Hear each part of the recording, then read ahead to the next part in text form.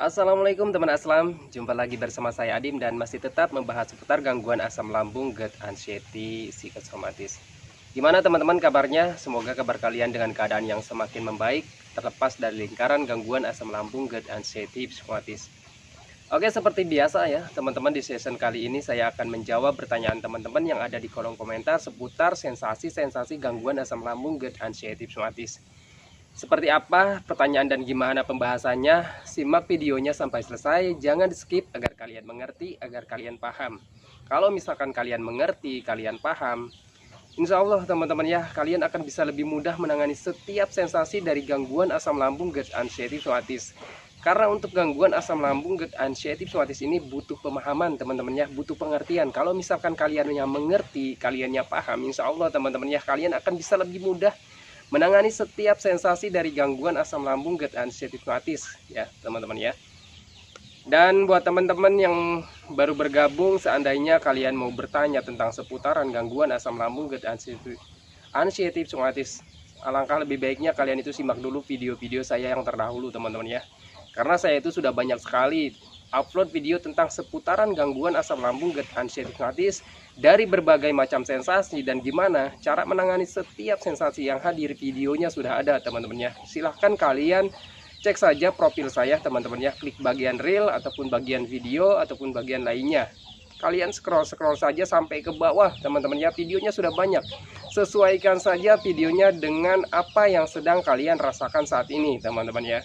Ataupun kalian ingin mencari tahu gitu teman-teman ya, sensasi-sensasi gangguan asam lambung, GERD, anxiety, psikosomatis. Karena untuk sensasi gangguan asam lambung, GERD, anxiety, psikosomatis ini banyak sekali teman-teman ya, dari ujung kaki sampai ujung rambut ada aja sensasinya.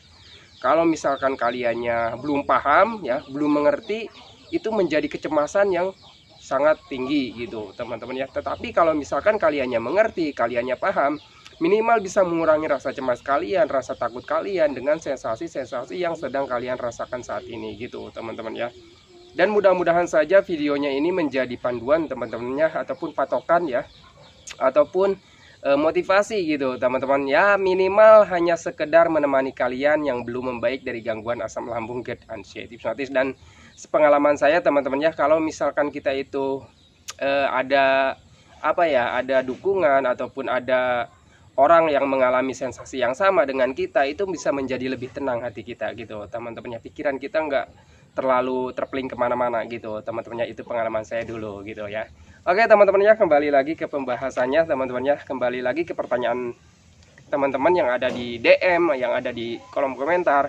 Cuman ini pertanyaannya banyak banget teman-teman ya. Itu saya pilih-pilih ya teman-teman ya. Pertanyaan yang paling banyak dipertanyakan itu saya catat di sini, dan pertanyaan yang mungkin saja pembahasannya sudah jauh banget gitu teman-temannya, lalu saya catat lagi di sini gitu teman-temannya. Sebenarnya video-videonya itu sudah ada teman-temannya, cuman mungkin saja terlalu jauh dan mungkin teman-teman itu susah ataupun males nyarinya gitu teman-temannya, karena videonya itu sudah banyak sekali gitu teman-teman.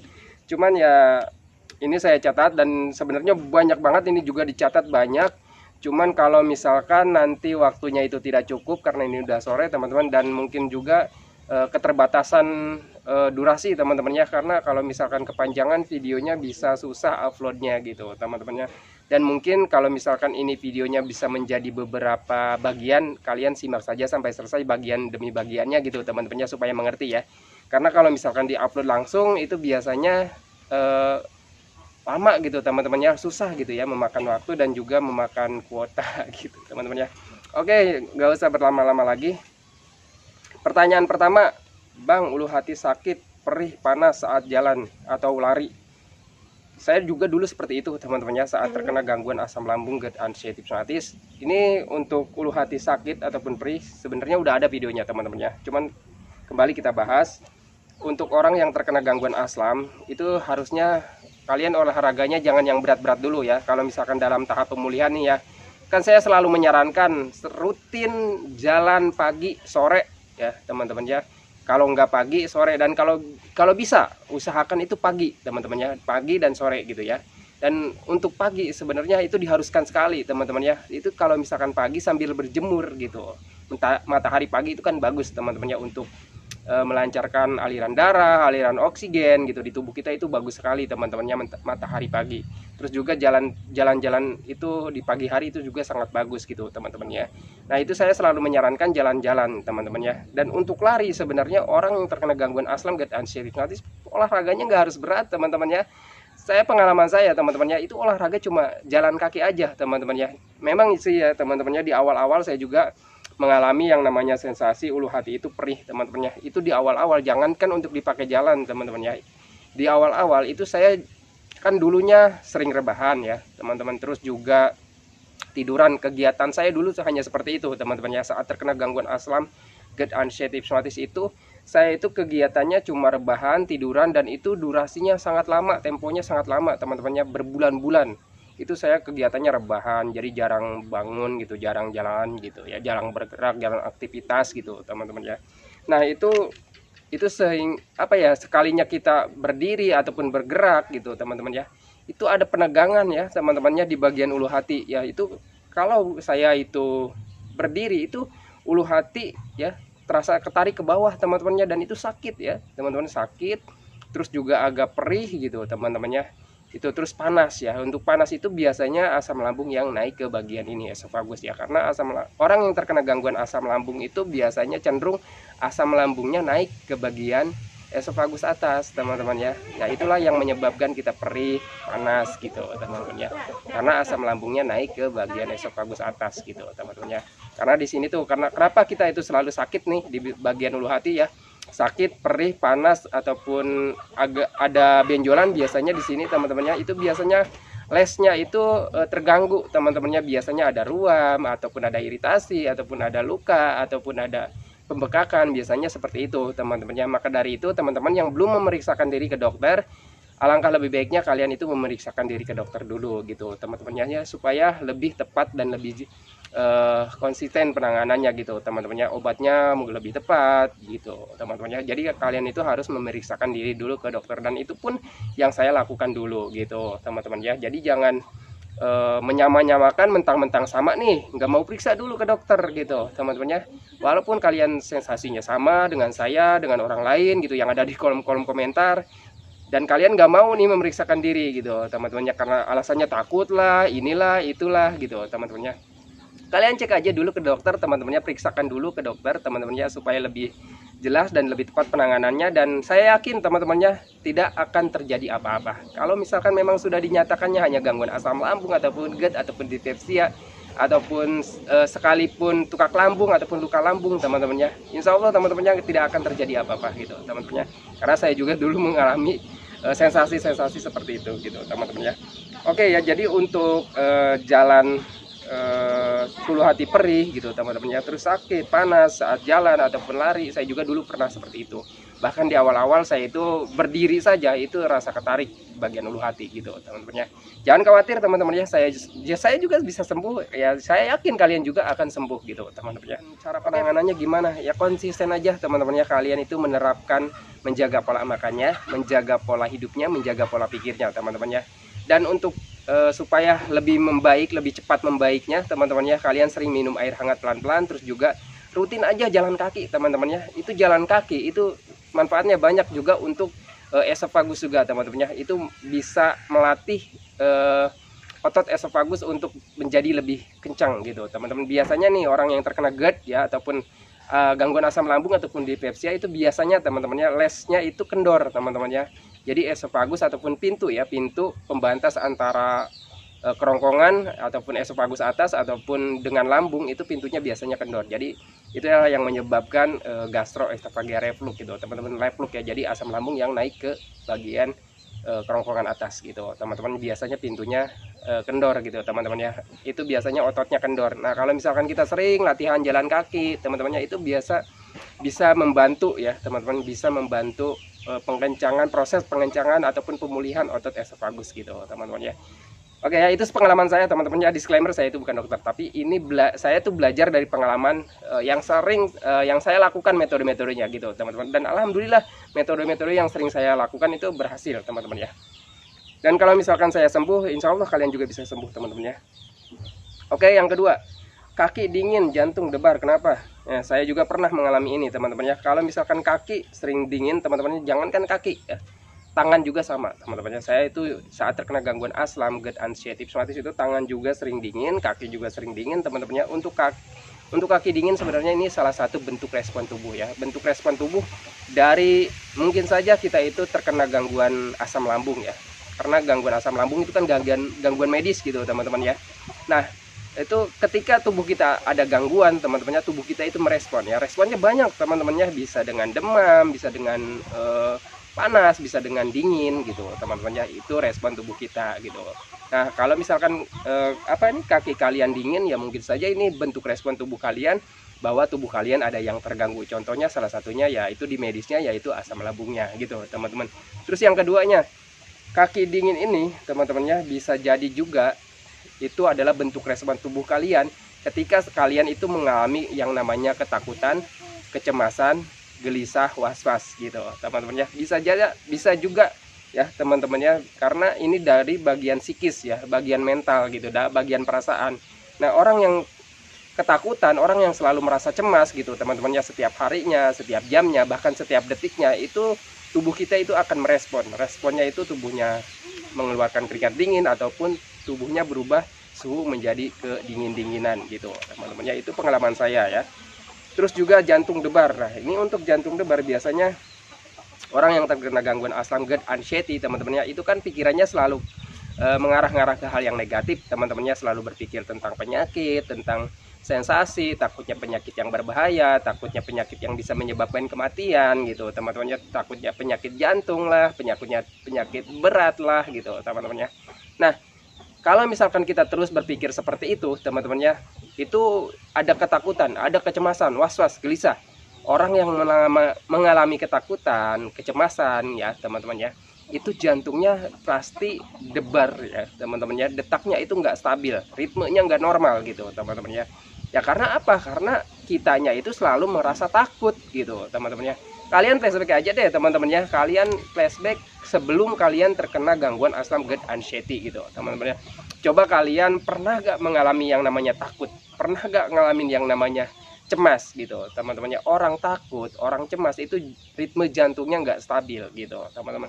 Cuman dulu itu kita sebentar mungkin ya teman-temannya, entah karena apa sebentar ya, karena ketakutannya juga sebentar gitu teman-temannya, seketika aja gitu. Cuman orang yang sudah terkena anxiety itu kenapa bisa berhari-hari bahkan berbulan-bulan mengalami jantung yang nggak stabil ritmenya teman-teman ya, ya karena kita ketakutannya juga setiap hari teman-teman ya, bahkan berbulan-bulan, bahkan bertahun-tahun gitu teman-teman ya. Pengalaman pribadi saya seperti itu teman-teman ya. Terus gimana Bang Adim cara mengatasi ketakutan ini ataupun kecemasan ini ya? Ya kalian percaya dengan diagnosa dokter teman-teman ya. Kalau misalkan kalian sudah dicek ke dokter, sudah didiagnosanya hanya asam, hanya GERD, hanya dispepsia ataupun hanya gangguan lambung lainnya gitu teman-teman ya. Dan biasanya kalau memang itu gangguan yang berbahaya ya dokter akan memberikan penanganan ataupun arahan-arahan yang ketat gitu teman-temannya. Tetapi sepengalaman saya nggak pernah diarahin oleh dokter itu yang harus beginilah begitulah, nggak teman-teman ya. Bahkan dari pola makan saja itu dokter hanya melarang saya itu makan pedas berlebihan, terus juga gorengan berlebihan, terus juga asam-asam berlebihan, cuma itu aja. Terus juga soda ya, terus kafein ya, itu aja teman-temannya, nggak banyak pantang ya kata dokter itu. Bahkan untuk gorengan ya teman-teman ya, saya kan suka banget yang namanya gorengan ya.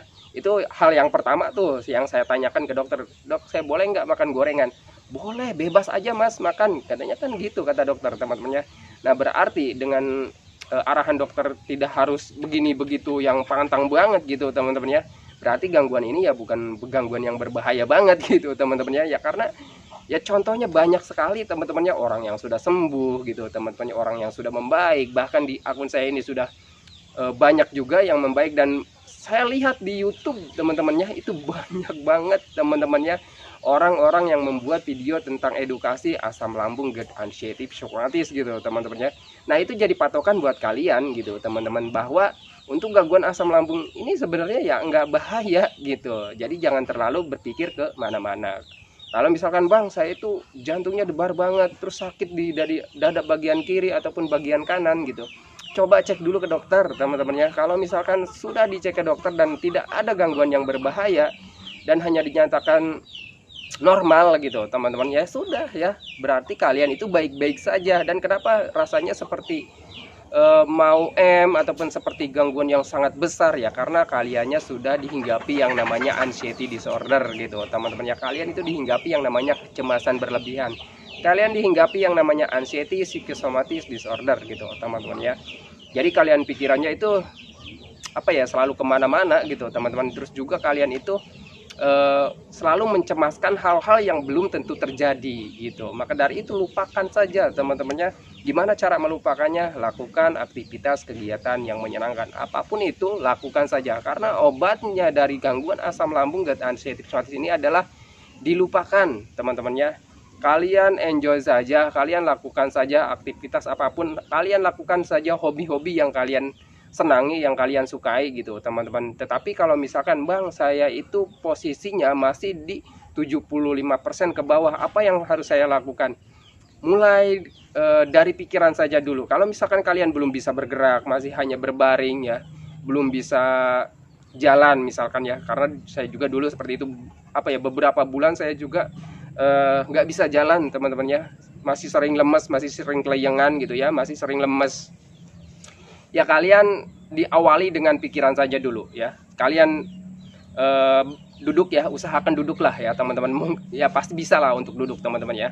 Kalian usahakan duduk ya. Terus coba dialihkan pemikirannya, dilawan pemikiran negatifnya dengan pemikiran yang positif. Itu di awal-awal saya itu hanya nonton HP ya, nonton YouTube itu video-video komedi ya.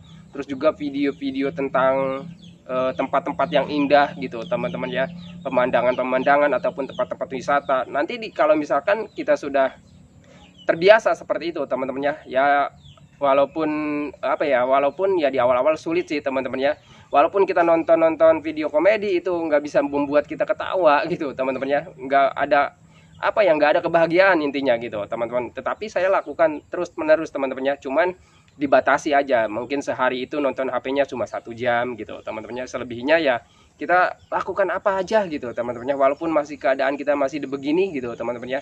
Intinya apa ya, intinya kalian itu kalau belum bisa bergerak, intinya apa ya, pikiran kaliannya harus diusahakan gitu teman-teman ya. Pokoknya banyak deh caranya teman-temannya, kalian bisa dengan kerajinan tangan ataupun apa aja gitu teman-teman ya. Dan nanti pelan-pelan nanti kalian itu bisa jalan teman-temannya, bisa berdiri lagi ya. Ya usahakan aja makannya dicukupi, minumnya dicukupi gitu teman-teman ya. Oke teman-teman ya, pertanyaan ketiga, telinga ada bunyi seperti air atau angin, pernah nggak bang? Pernah ya teman-teman ya. Dulu juga saya begitu teman-teman ya, telinga saya itu sering berdenging, sering berdesir, sering sering bergemuruh, terus seperti orang budek teman-teman ya.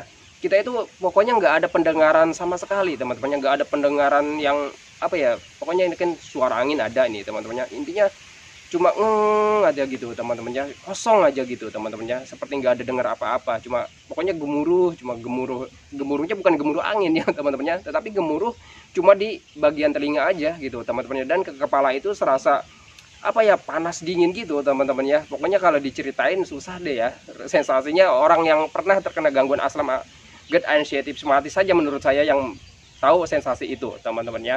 Pokoknya sensasinya aneh ya, saya juga pernah mengalami itu ya teman-teman ya. Terus untuk penanganannya gimana bang?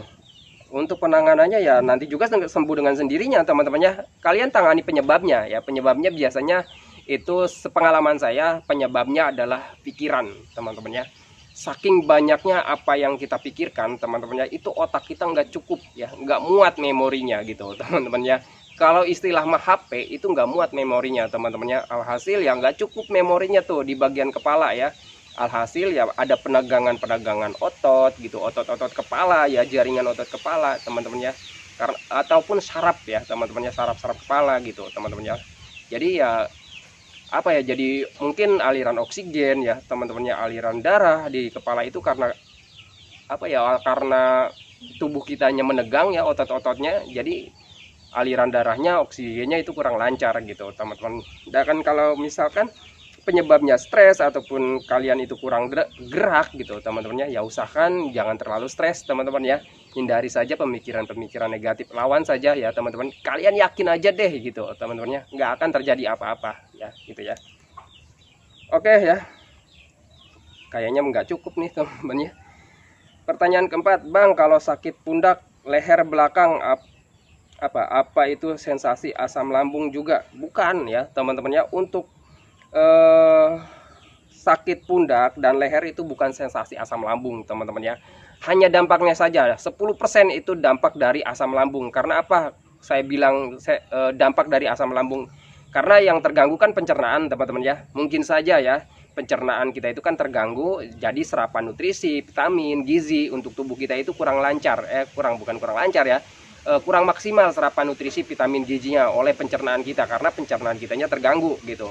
Alhasil ya 10% ini ya teman-temannya, jadi kebutuhan untuk tubuh kita itu kan tidak terpenuhi. Mungkin saja nutrisi untuk otak, nutrisi untuk mata, nutrisi untuk pokoknya seluruh anggota tubuh kita itu tidak terpenuhi gitu teman-temannya, yang 10%-nya. Terus kenapa bisa sakit pundak leher ya? Yang 90%-nya ini teman-temannya efek kalian itu stres ya. Jadi sakit pundak, sakit leher itu 90% itu hasil dari pikiran kalian ya teman-teman ya. 90% itu dari pikiran gitu teman-teman ya. Jadi biasanya nih orang yang banyak pikiran, orang yang stres gitu teman-teman ya, itu tubuhnya, ototnya itu menegang ya. Kalau misalkan ototnya menegang ya, ya sudah jadi teman-teman ya. Biasanya di bagian sini yang paling cenderung ya, karena kita berpikir di sini teman-teman ya, di kepala. Ya, jadi otot itu menegang teman-teman, biasanya di sini nih ya. Yang paling sering ya, yang dominan saya rasakan itu biasanya di sini. Ya itu tegang di sini nih, pundak teman-teman ya. Itu yang cenderung sebelah kiri teman-teman ya.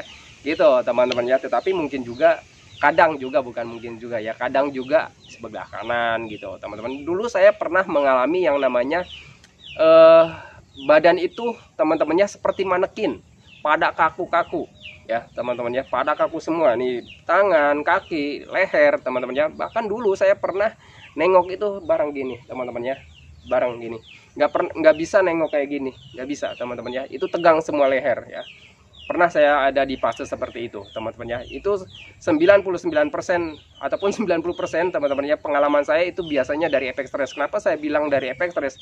Ketika saya memahami, terus ketika saya memahami, terus juga belajar cuek, belajar masa bodoh tentang sensasi, tentang penyakit, tentang kehidupan saya teman-teman ya, tentang pemikiran-pemikiran yang runyam, yang membuat saya stres gitu.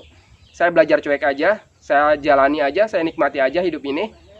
Alhasil teman-teman ya, lambat laun itu sensasinya hilang teman-teman ya. Seiring berjalannya waktu, saya lakukan metode-metode yang saya pahami gitu teman-teman. Alhasil ya membaik teman-teman ya, sampai sekarang alhamdulillah teman-teman ya. Ya kadang-kadang ada teman-teman, kadang-kadang ada nih tegang bagian sini, cuman kadang-kadang adanya sekarang bukan karena stres teman-teman ya, tetapi karena aktivitas dan kerjaan. Biasanya seperti itu teman-teman ya. Oke ya, kalau misalkan dari efek stres itu biasanya seperti itu teman-teman ya. Terus juga mungkin saja nih teman-teman ya, yang sebagiannya dari stres, yang 90%-nya mungkin dari stres, dan yang 5%-nya mungkin juga dari kalian kurang olahraga teman-teman ya. Karena saat terkena gangguan asam, GERD, anxiety, psoriasis itu mungkin kegiatan kalian sehari-harinya itu hanya rebahan, duduk manis, jarang berjemur, jarang jalan kaki gitu teman-teman, jarang olahraga ataupun jarang gerak gitu ya. Mungkin saja dari sana juga teman-teman ya. Pokoknya 50% gitu teman-teman ya. 50% mungkin kalian dari kurang olahraga, ataupun 50% kalian mungkin dari efek stres, atau juga yang beberapa persennya dari pencernaan gitu teman-teman ya. Nah, jadi kalau misalkan dari kurang olahraga, kurang gerak, kurang berjemur, ayo lakukan mulai dari sekarang, kalian bergerak, jalan kaki, dan berjemur. Usahakan rutin teman-temannya dan konsisten gitu teman-teman ya. Kalian sudah makan, sudah minum, udah teman-teman ya, apapun yang ingin kalian lakukan saja gitu teman-teman ya. Kata Bang Adim, bagus nih jalan kaki pagi, lakukan teman-teman ya. Jangan hanya kalian itu nanya aja di kolom komentar ya, setelah saya kasih arahannya kalian nggak mau lakukannya, percuma menurut saya gitu teman-teman ya. Jadi mau sampai kapan kalian membaiknya? Kalau misalkan ada rasa takut, Bang saya tuh takut kelayangan, terus takut pingsan, dan kalau pingsan nanti nggak ada yang nolong terus mati gitu ya. Nah, kalau misalkan kalian sudah makan, sudah minum, nggak apa-apa teman-teman ya. Kalian lakukan aktivitas ataupun jalan-jalannya kalau misalkan belum bisa keluar. Di dalam rumah nggak apa-apa teman-teman ya. Itu awal-awal saya juga begitu teman-teman ya. Itu saya coba bolak-balik, ya bolak-balik di depan rumah ya teman-teman ya. Kayak gitu. Terus juga makin berani ke pelataran rumah, makin berani ke belakang rumah, makin berani jalan-jalan ke warung gitu teman-teman. Saya di awal-awal begitu, cuman prosesnya ya lama teman-temannya, karena untuk yang namanya latihan itu nggak ada yang instan teman-teman ya. Contohnya aja, kalian itu main bola, kalian bisa langsung main bola jadi pinter? Enggak kan teman-teman ya. Kalian bisa langsung misalkan angkat beban dari target kalian 50 kilo langsung bisa ngangkat 50 kan? Nggak bisa teman-teman ya. Kalian itu mungkin diawali dengan 20 kilo, terus naik lagi 30 kilo, naik lagi 40 kilo, naik lagi 50 kilo gitu teman-temannya. Nggak ada yang bisa langsung instan teman-temannya. Untuk latihan itu semuanya butuh proses gitu. Kalian nikmati saja teman-temannya. Kalian fokus saja intinya. Jangan pernah berpikir jangan-jangan saya nggak bisa sembuh, wah jangan-jangan saya akan selamanya seperti ini. Nggak akan teman-temannya. Karena apa? Karena saya juga bisa sembuh teman-temannya. Karena saya juga bisa membaik gitu teman-temannya. Camkan itu teman-temannya. Ingat ya perkataan saya bahwa untuk latihan adalah butuh proses gitu ya. Oke, lanjut ya. Ini videonya udah panjang banget, nanti HP saya nge-lag ini teman-teman. Oke, sakit kepala belakang, apa sensasi asam lambung? Bukan ya teman-teman ya. Jadi beberapa persen mungkin dari asam lambung karena kurangnya nutrisi, vitamin, gizi ya teman-temannya. Untuk kebutuhan tubuh kita itu mungkin belum terpenuhi, dan lebih cenderung efek dari stres teman-temannya, lebih cenderung efek dari stres, dan mungkin saja kurang gerak gitu teman-temannya. Terus juga mungkin saja kalian itu kurang tidur ya teman-temannya. Biasanya nih pengalaman saya, kalau misalkan leher tegang ya teman-temannya, sakit ya, ataupun pundak tengkuk nih teman-temannya, biasanya efek dari kurang tidur. Dan kurang tidur itu efeknya dari mana? Dari stres, dari banyak pikiran gitu teman-temannya. Ya jadi itu makanya 90% itu semuanya efek dari stres ataupun terlalu banyak mikir gitu ya teman-teman. Oke, lanjut ya. Tanggung nih satu lagi teman-teman ya. Bang, apakah ikan bandeng digoreng memicu sensasi? Kalau untuk ikan ya, ikan bandeng ya, enggak teman-teman ya. Sepengalaman saya itu enggak memicu sensasi. Cuman di awal-awal memang ada sensasi ya. Di awal-awal memang ada sensasi. Tetapi kalau misalkan kitanya cuek ya teman-temannya, kitanya cuek, ini makanan ini sehat nih buat saya, ini bagus nih untuk pemulihan saya gitu teman-temannya, ini ikan banyak protein, banyak gizinya gitu, jadi bagus nih untuk tubuh saya, untuk pemulihan saya. Kalian tanamkan di dalam hati dan pikiran kalian seperti itu teman-teman ya. Jadi jangan kalian itu sebelum makan itu mikirnya, waduh ini jangan-jangan nih bisa menyebabkan saya kambuh, ini jangan-jangan nih bisa menyebabkan saya kelayangan, jangan-jangan ini bisa menyebabkan saya mual. Jangan berpikir seperti itu teman-teman ya. Apa yang kita pikirkan itu akan menghasilkan sesuatu hal yang negatif gitu teman-teman. Untuk pokoknya ya teman-temannya, apa ya, selama itu bukan racun ya, selama itu bukan racun, kalian makan aja teman-teman ya.